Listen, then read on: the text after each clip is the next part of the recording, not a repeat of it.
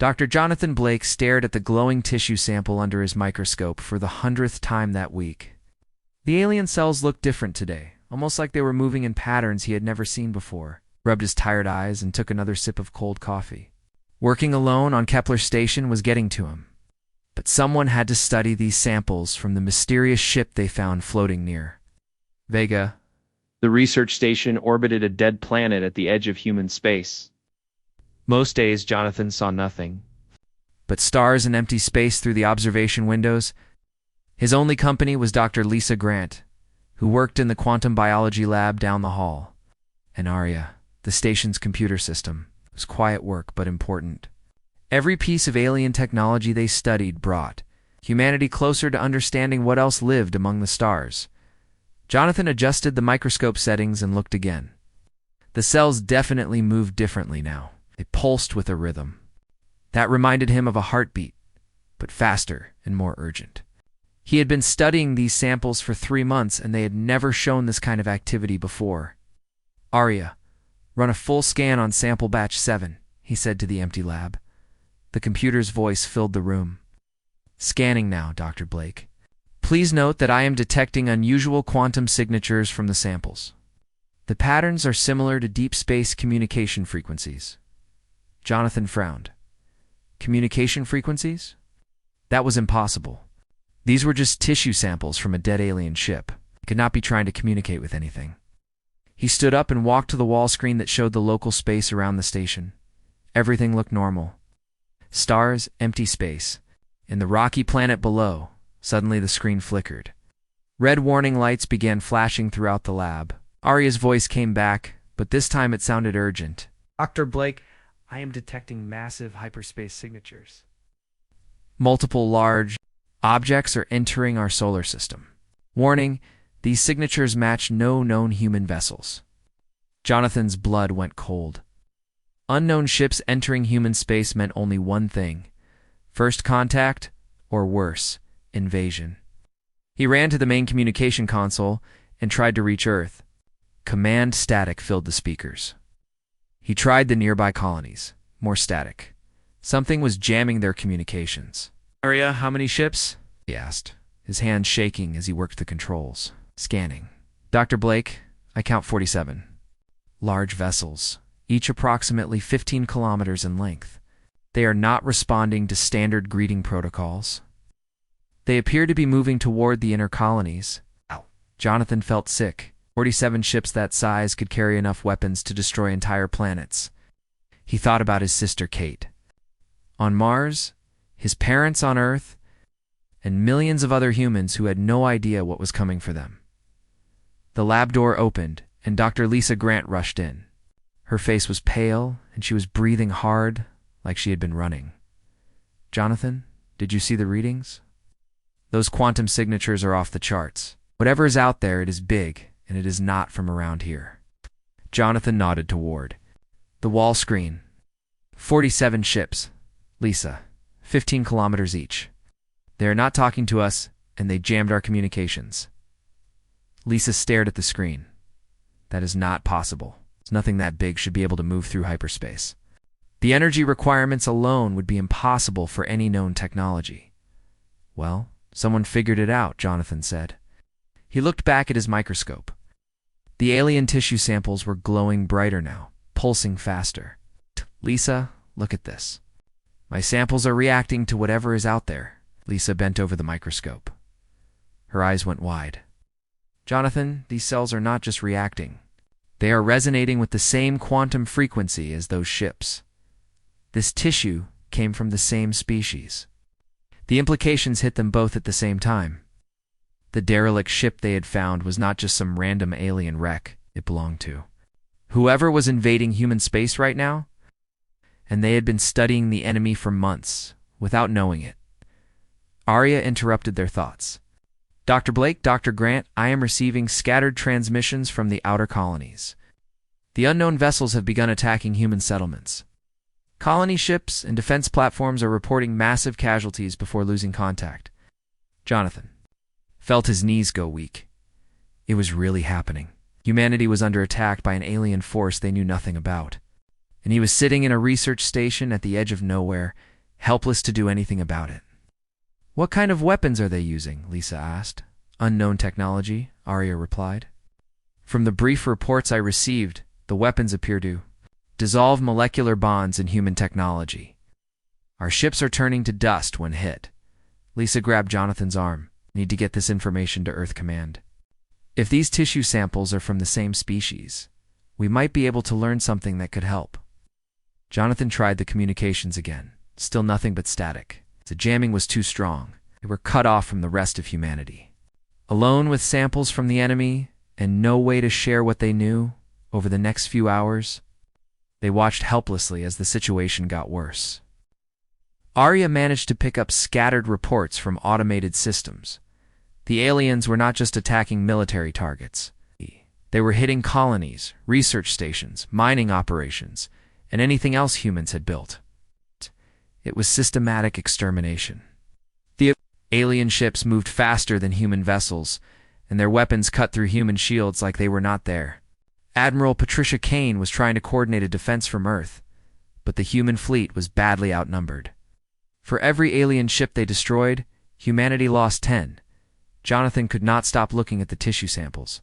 They continued to glow and pulse like they were excited about what was happening. The thought made him angry. These cells belonged to creatures that were killing innocent people. His people. "Arya, what is our status?" he asked. "Kepler Station remains undetected. Alien fleet appears to be focusing on more populated areas. However, at their current rate of advance, they will reach Earth within 72 hours. 72 hours. That was not enough time for humanity to mount a real defense." Jonathan thought about all the people who would die, all the children, who would never grow up, all the dreams that would never come true. Humanity had spent centuries reaching for the stars, and now the stars were reaching back to destroy them. Lisa was working at her computer terminal, running every test she could think of on the quantum data. "Jonathan, I am seeing something strange. These quantum signatures are not random. They follow patterns, like they are part of a communication network." "What kind of communication?" "I do not know yet. But it is complex, more complex than anything we have ever seen. It is like every cell in these samples is connected to every other cell, even across vast distances." Jonathan stared at the samples again. Connected across vast distances, like a hive mind. That would explain how the alien fleet moved so perfectly. Together, how they coordinated attacks across multiple star systems at the same time. But it also meant something else. If the samples were still connected to the alien fleet, and if they were reacting to the presence of the invasion force, then maybe they could learn something useful. Maybe they could find a weakness. We need to run every test we can on these samples. If they are connected to the invasion fleet, they might tell us something that could help humanity survive. Lisa nodded. "Ready on it. But Jonathan, we are running out of time. Even if we find something, we have no way to get the information to anyone who can use it." Jonathan looked out at the stars. Somewhere out there, humanity was fighting for its life against an enemy they did not understand. And here he was, sitting on information that might make a difference, with no way to share it. But he was not going to give up, not while there was still time, not while there was still hope. Dr. Jonathan Blake had not slept in 24 hours. His eyes burned from staring at the microscope, but he could not stop now. The alien tissue samples were telling him a story, and he was finally starting to understand what they were saying. The samples pulsed with that same strange rhythm, but now Jonathan could see patterns in the movement. Under the highest magnification, he watched tiny organisms swimming through the alien cells. They were so small he had missed them before, but they were definitely there. And they were definitely alive. "Lisa, come look at this," he called to Dr. Grant, who was hunched over her quantum analysis computer on the other side of the lab. Lisa walked over, rubbing her tired eyes. "What did you find? Look at the cells under maximum magnification. Tell me what you see." Lisa bent over the microscope and adjusted the focus. After a moment, she gasped. "Jonathan, there are organisms inside the cells. Tiny ones. They look like they are swimming." "That is what I thought too, but watch how they move. They are not random. They follow specific paths through the cell structure." "Lisa, watched for several minutes. The tiny organisms moved in complex patterns, almost like they were following highways built into the alien cells. Some moved fast, others moved slow, but they all seemed to know exactly where they were going. "It's like they are carrying information," Lisa said quietly, "like tiny messengers running through the cell." Jonathan nodded. "But here is the strange part. I have been watching them for hours, and sometimes they stop. They just freeze in place, like something is blocking them." He adjusted the microscope. "To show a different part of the sample, look at this area. See how some of the tiny organisms are clustered together. They are not moving at all. It is like they are fighting against something." Lisa studied the image. "Fighting against what?" "I do not know yet. But I think those tiny organisms are not supposed to be there. I think they are invaders in the alien cells, just like the alien ships are invaders in our space." Atta, the idea sent chills down Jonathan's spine. What if the aliens attacking humanity were not really in control of their own actions? What if they were being controlled by something else? Arius' voice interrupted his thoughts. "Dr. Blake, I am receiving new data from the automated monitoring stations. The alien fleet has broken through the Mars defense line. Admiral Kane's forces managed to destroy only 3 enemy vessels, while losing 47 human ships." Felt sick. The human fleet was being destroyed, and there was nothing he could do to help. But maybe these samples could tell him something useful. Maybe there was a way to fight back. "Arya, can you run a full biological analysis on these tiny organisms? I want to know everything about them." "Running analysis now." Dr. Blake? "Please note that the organisms show signs of quantum entanglement with similar organisms in other samples. They appear to be communicating across vast distances." That was it. Jonathan suddenly understood what he was looking at. The tiny organisms were not just living in the alien cells. They were connected to each other through quantum entanglement. Every organism in every cell was part of one giant network that could communicate instantly across the entire galaxy. "Lisa, I think I know what is happening. These tiny organisms are not native to the alien species. They are parasites. They invaded the alien cells and took control of them." Lisa looked up from her computer. "Took control? How?" "Through quantum entanglement. Every organism is connected to every other organism. They form a collective consciousness that can override the original alien mind." Jonathan pointed to the microscope. "Look at those clusters where the organisms are not moving. I think those are the original alien cells trying to fight back. The real aliens are still in there, but they are being controlled by these parasites." The implications were staggering. The alien fleet attacking humanity was not really alien at all. It was a parasitic collective consciousness that had taken over another species and was using them as weapons. And if it could take over one species, it could probably take over others, like humans. Lisa seemed to understand the same thing. "Jonathan, if these parasites can control alien minds, what is to stop them from controlling human minds?" "I do not know, but I think we need to find out fast." They spent the next few hours running every test they could think of. Results were both fascinating and terrifying. The parasitic organisms were incredibly sophisticated. They could rewrite the neural pathways of their host species, turning individual minds into parts of a collective consciousness. But they were not perfect. Jonathan found evidence that the original alien consciousness was still fighting back in some cells. The parasites had to constantly work to maintain control, and sometimes they failed. "Look at this," Jonathan said, pointing to a new sample on the microscope. "This cell shows signs of recent damage. Parasitic organisms are dying off in certain areas." Lisa leaned in to look. "What killed them? I am not sure.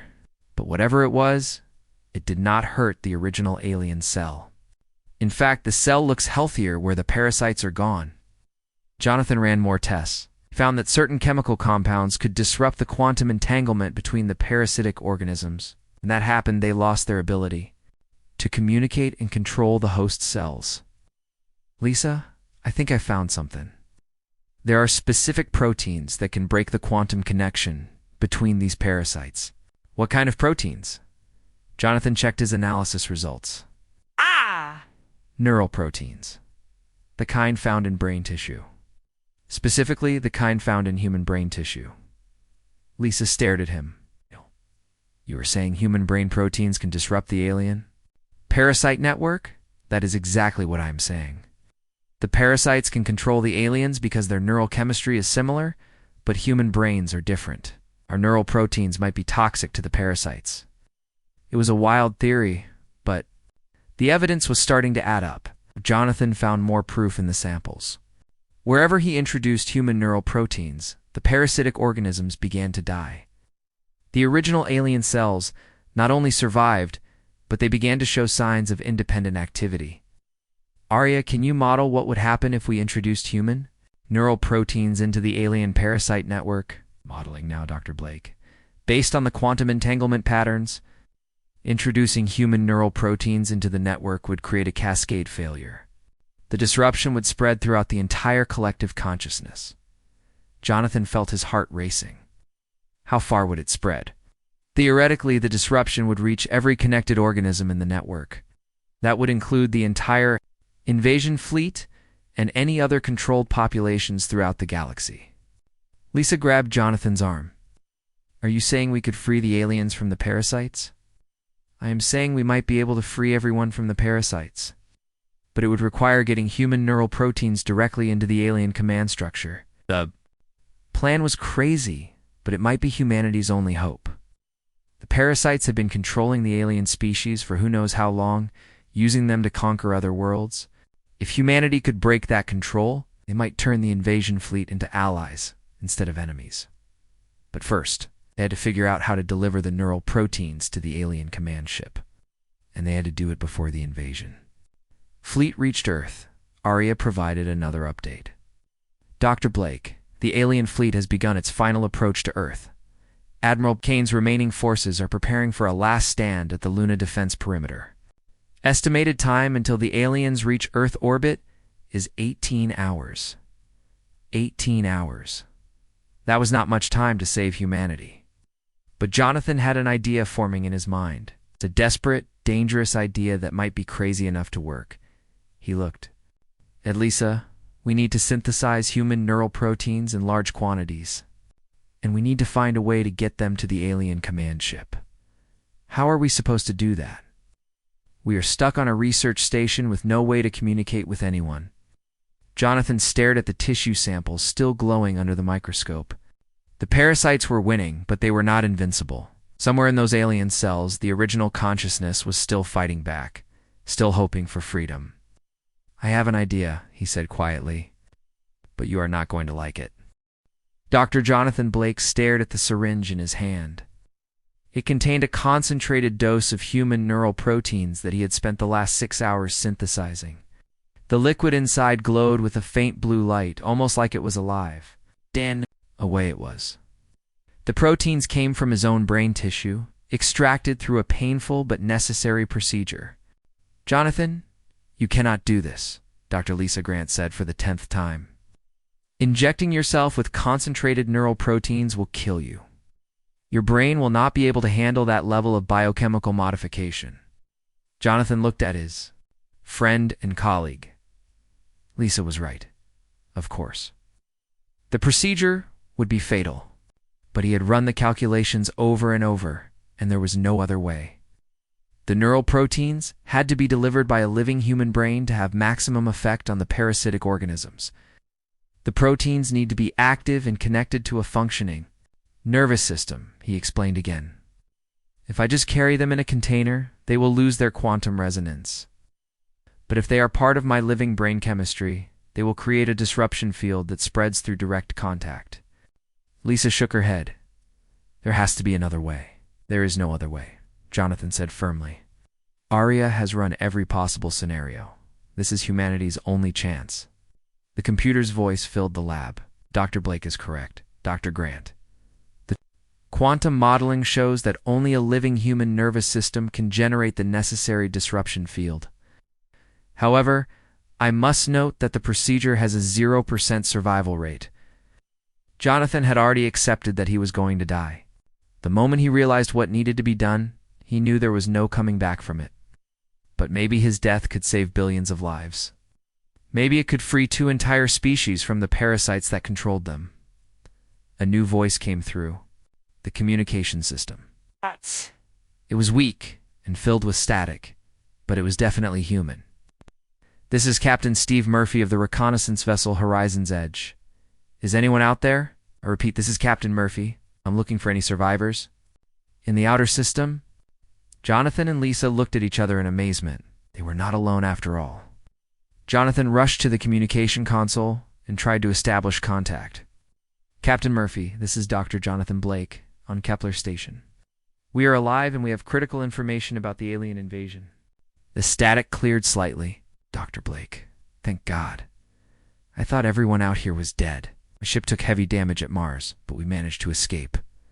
What kind of information do you have? Jonathan took a deep breath. Captain, the aliens are not really aliens. They are being controlled by parasitic organisms that have taken over their minds. I have developed a way to free them, but it requires direct contact with their command ship. There was a long pause. Doctor, are you saying the aliens are victims too? That is exactly what I am saying. The real alien species has been enslaved by these parasites for thousands of years. If we can disrupt the parasitic control network, we can turn the invasion fleet into allies. Another pause. What do you need from me? Jonathan looked at Lisa.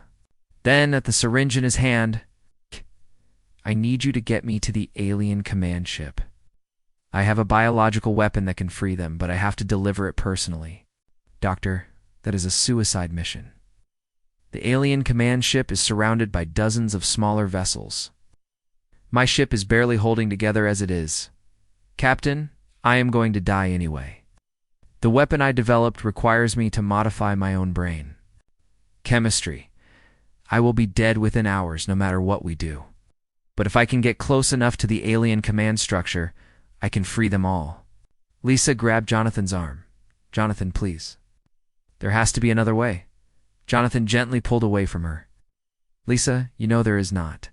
You have seen the data. You know what will happen if we do nothing. Captain Murphy's voice came back over the communication system. Dr. Blake, I need to know exactly what you are planning. How does this biological weapon work? Jonathan explained his discovery about the parasites and how human neural proteins could disrupt their quantum network.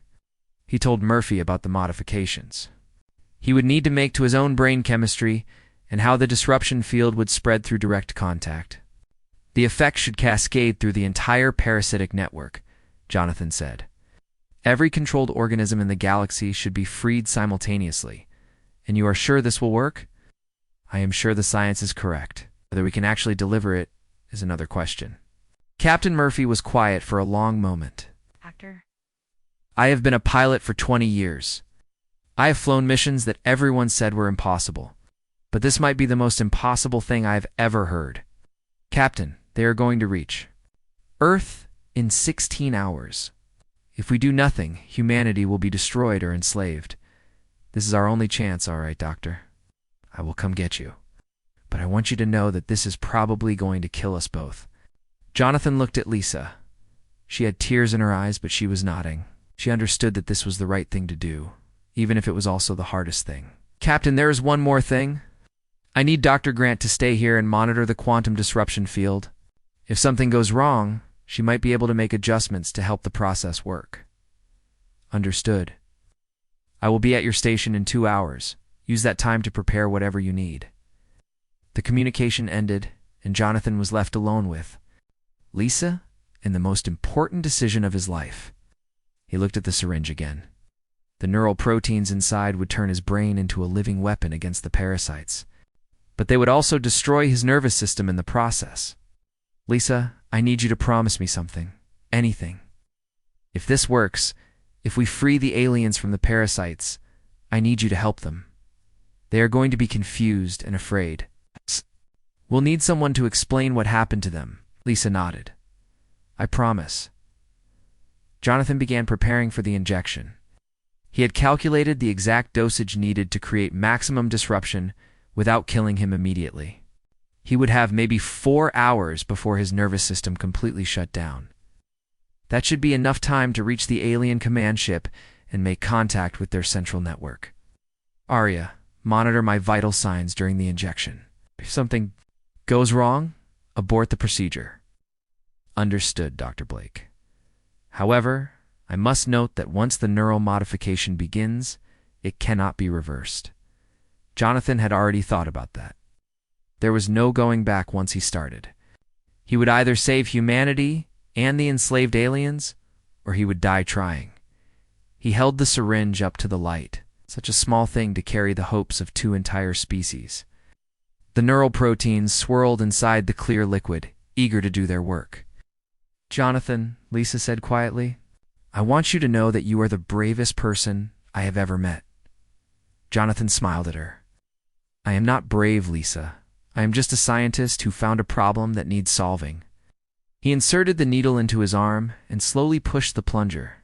The neural proteins entered his bloodstream and began their journey toward his brain. Almost immediately, he could feel them working. His vision became sharper, his hearing more acute. The quantum resonance was building in his nervous system. Within minutes, he could sense the alien tissue samples across the room. They were reacting to his presence, the parasitic organisms inside them beginning to weaken. The disruption field was working, but he could also feel the proteins beginning to damage his brain. Headaches started behind his eyes, and his hands began to shake. The countdown to his death had begun. Captain Murphy's voice came over the communication system. Dr. Blake, I am approaching your station. Are you ready? Jonathan looked at Lisa one last time. I am ready. It's the biggest gamble in human history was about to begin. Captain Steve Murphy's ship looked like it had been through a war. The hull was dented and scorched from the battle at Mars, and several of the engines made worrying noises when they fired. But the horizon's edge was still flying, and that was all that mattered now. Dr. Jonathan Blake sat in the passenger seat, trying not to think about what was happening inside his head. The neural proteins were spreading through his brain tissue, changing everything they touched. His vision kept shifting between normal sight and something else, something that let him see the quantum patterns flowing through space around them. How are you holding up, Doctor? Captain Murphy asked as he piloted the ship through the outer edges of the alien fleet. I can see them, Jonathan said quietly. I can see the parasites controlling the alien ships. They glow like tiny stars, connected by threads of light. Murphy glanced at him with concern. Is that normal? Nothing about this is normal, Captain. But it means the neural proteins are working. My brain is becoming sensitive to the quantum frequencies the parasites use to communicate. The alien fleet was massive. Dozens of crystalline ships, each one the size of a small city, moved in perfect formation toward Earth. They were beautiful, in a terrifying way, like deadly jewels floating in the darkness of space. But Jonathan could see the true horror now. Each ship contained thousands of enslaved beings, their minds trapped by the parasitic network. There, Jonathan pointed to the largest ship at the center of the formation. That is the command vessel. The quantum threads are all connected to it. Murphy studied the massive ship through the view screen. It was icily 20 kilometers long and covered in crystal formations that pulsed with alien energy. Doctor, that thing has more weapons than I can count. How are we supposed to get inside? It's the same way a virus gets inside a cell, Jonathan said. We make them think we belong there. Jonathan's plan was simple, but dangerous. The neural proteins in his brain were creating a disruption field that interfered with the parasitic network. But they were also generating quantum signatures that looked similar to the aliens' own communication patterns, if they got close enough. The alien sensors might mistake Jonathan's modified brain for one of their own network nodes. Captain, I need you to fly us directly at the command ship. Do not try to avoid their sensors. Let them detect us. Murphy looked at him like he was crazy.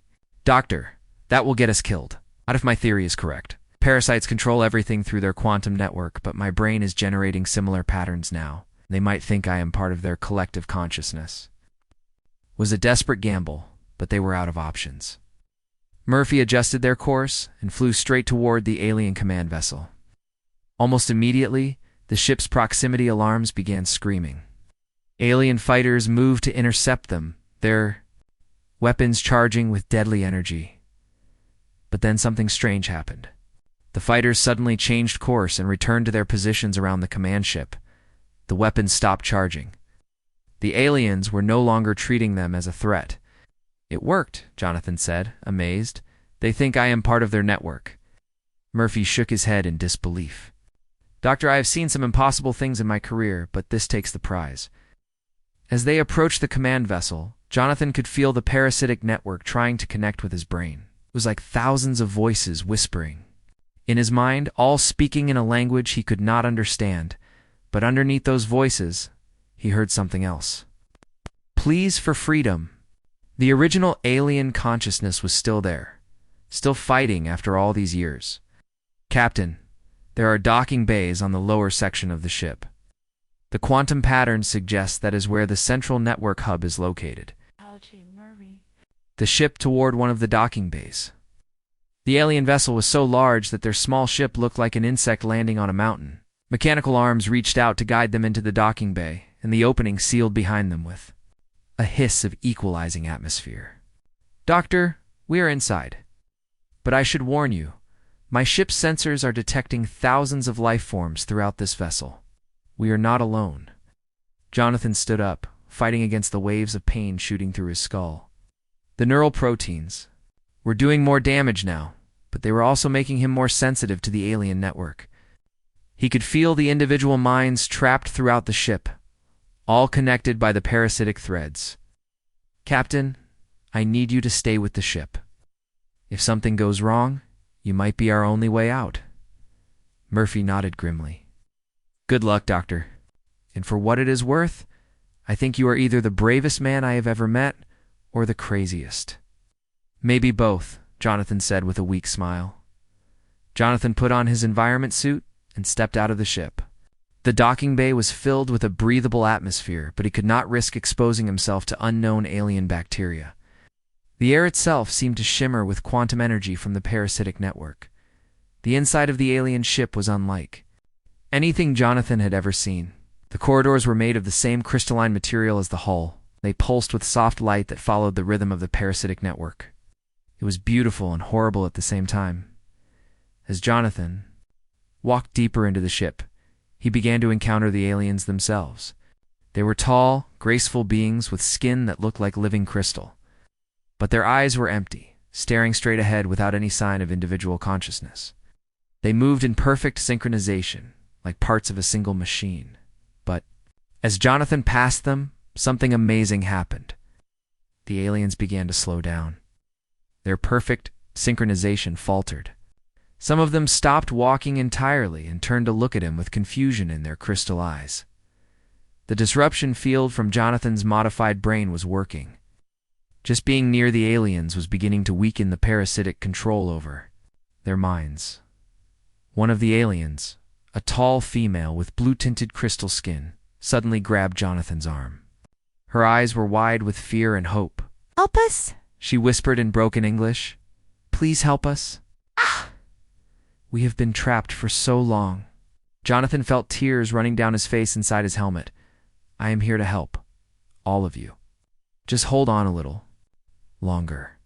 The alien female released his arm and collapsed to the floor. Overwhelmed by the sudden return of her individual consciousness, other aliens around them were beginning to show similar signs of awakening. The parasitic network was losing control, but Jonathan could also feel the network fighting back. The parasites were concentrating their control, trying to maintain their grip on the most important parts of the ship. He had to reach the central hub before they could adapt to his presence. Following the quantum patterns, he could see in his modified vision, Jonathan made his way deeper into the ship.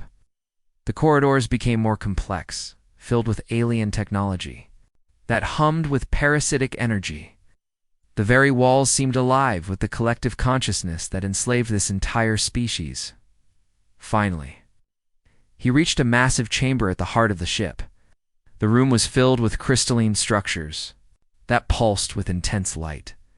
Thousands of aliens were connected to these structures by organic cables, their minds feeding into the central network that controlled their entire species. At the center of it all was a massive crystal formation that glowed with the concentrated power of billions of enslaved minds. This was the source of the parasitic network. It's a central hub that connected every controlled being across the galaxy. Jonathan could feel the network's attention focusing on him now. The parasites had realized what he was and what he planned to do. The chamber filled with a sound like screaming wind as the collective consciousness tried to overwhelm his individual mind. But Jonathan held on to his humanity, to his individual identity, to his love for the people he was trying to save. The neural proteins in his brain flared with power, and the disruption field around him grew stronger. It was time to end this ancient slavery once and for all. Dr. Jonathan Blake stood before the massive crystal formation at the heart of the alien command ship. The structure towered above him like a frozen waterfall made of pure light. Thousands of organic cables connected it to the enslaved aliens. Throughout the chamber, their minds feeding into the parasitic network that had controlled their species for over 2,000 years, Jonathan could feel his brain shutting down. The neural proteins had done their work, but they were killing him in the process. His vision blurred, and his hands shook with tremors he could not control. He had maybe minutes left before his nervous system collapsed completely, but he could also feel something else. The disruption field around him was growing stronger with each passing second. The quantum patterns that held the parasitic network together were beginning to crack and fracture wherever his influence touched them. The aliens connected to the central crystal were starting to wake up. Their empty, staring eyes began to show confusion, then fear, then desperate hope as their individual consciousness returned. Many of them were crying, overwhelmed by the sudden freedom after centuries of mental slavery. The parasitic network fought back with everything it had. The chamber filled with a sound like 1,000 voices screaming in unison as the collective consciousness tried to maintain control. Waves of psychic energy washed over Jonathan, trying to crush his individual mind and absorb it into the collective. But Jonathan held on, thought about his sister Kate on Mars, his parents on Earth, and all the humans who were counting on him. He thought about the enslaved aliens around him, who had been trapped for so long they had almost forgotten what freedom felt like. He thought about Dr. Lisa Grant back on Kepler Station. Monitoring the quantum frequencies and hoping he would succeed, Jonathan stepped forward and placed his hands on the central crystal formation. The moment his skin made contact with the alien technology, everything changed. The disruption field from his modified brain connected directly with the parasitic network, and the effect was immediate and devastating. The crystal formation began to crack. Lines of fracture spread across its surface like lightning, and the light inside it flickered and dimmed. The organic cables connecting the enslaved aliens began to wither and fall away, freeing them from the network that had controlled their every thought and action. But the effect did not stop there. Through the quantum entanglement that connected every parasite in the galaxy, the disruption spread beyond the command ship. Jonathan could feel it racing through space at the speed of thought, reaching every controlled being in the alien fleet. Then beyond 2 other star systems, where more enslaved species waited for freedom. On ships throughout the invasion fleet, alien crews suddenly stopped their attack on humanity and looked around in confusion. The weapons that had been tearing apart human defenses went silent. The perfect coordination that had made the aliens so dangerous dissolved as individual minds began to think for themselves again. Admiral Patricia Kane, commanding the last human defenses at Earth, watched in amazement as the alien fleet simply stopped fighting. The massive crystalline ships that had been advancing on Earth began to slow down and drift aimlessly through space. Admiral, her communications officer, reported, "We are receiving signals from the alien fleet. They appear to be trying to surrender. Back!" On the command ship, Jonathan felt the parasitic network collapsing around him.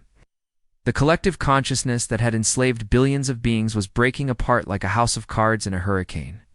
The tiny organisms that had controlled their host for so long were dying as the quantum connections that gave them power were severed, one by one. The alien female who had spoken to, as Jonathan earlier stumbled toward him, tears of joy streaming down her crystal face. She was free for the first time in her life, and she could barely comprehend what that meant. "Thank you," she whispered. "Thank you for giving us back our souls."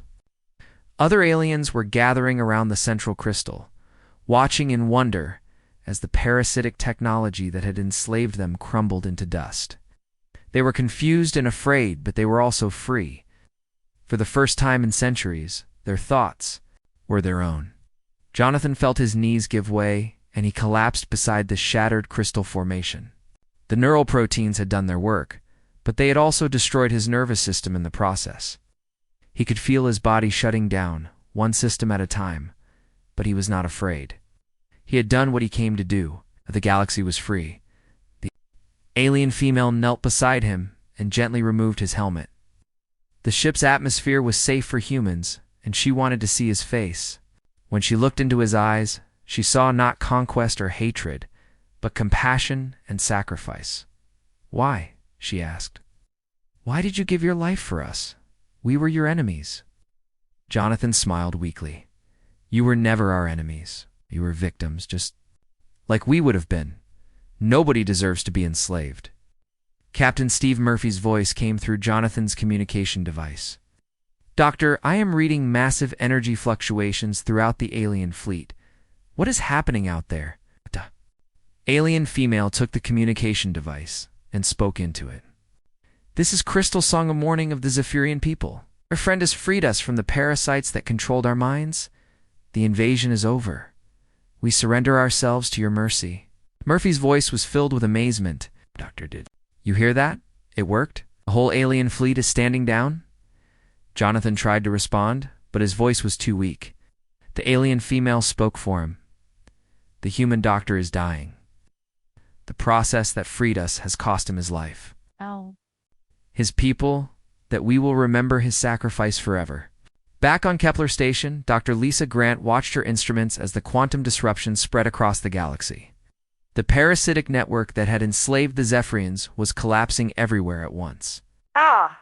Billions of beings who had been controlled for millennia were suddenly free to think and feel for themselves. But she was also monitoring Jonathan's vital signs through his suit's medical sensors. His brain activity was failing, his heart rate dropping. Her friend and colleague was dying alone on an alien ship, surrounded by the people he had given his life to save. "Jonathan," she whispered to herself, "you did it. You actually did it." The command ship, Jonathan felt his consciousness beginning to fade. The alien female held his hand, offering what comfort she could to the human who had saved her entire species. "Ow, what will you do now?" Jonathan asked with his last breath. "We will learn to be free again," she replied. "We will help repair the damage we caused while we were enslaved. It will take time, but we will make things right." Jonathan smiled one last time. That is all anyone can ask for. Dr. Jonathan Blake died in the central chamber of the alien command ship, surrounded by the beings he had freed from an ancient slavery. His sacrifice ended a 2,000-year reign of terror and brought freedom to countless, billions of enslaved minds across the galaxy. The Zephyrians, as they called themselves, were true to their word. They helped repair the damage caused during the invasion and shared their advanced technology with humanity. The two species became close allies, united by the memory of one human scientist who had chosen to see victims instead of enemies. The event became known throughout the galaxy as the Great Liberation. It was the day a single human proved that freedom and compassion were more powerful than any weapon, and that sometimes the greatest victories come not from destroying your enemies, but from freeing them from the chains that bind them. Jonathan's story spread to every corner of human space and beyond. Children learned about the scientist who gave his life to save both his own species and their former enemies. His name became synonymous with sacrifice, courage, and the belief that every thinking being deserves the right to control their own destiny. The galaxy had learned that humans were not just another species to be conquered or feared. They were a people who would sacrifice everything to protect the freedom of others, even those who had been their enemies. And in that lesson, the seeds of a new era of peace and cooperation were planted among the stars.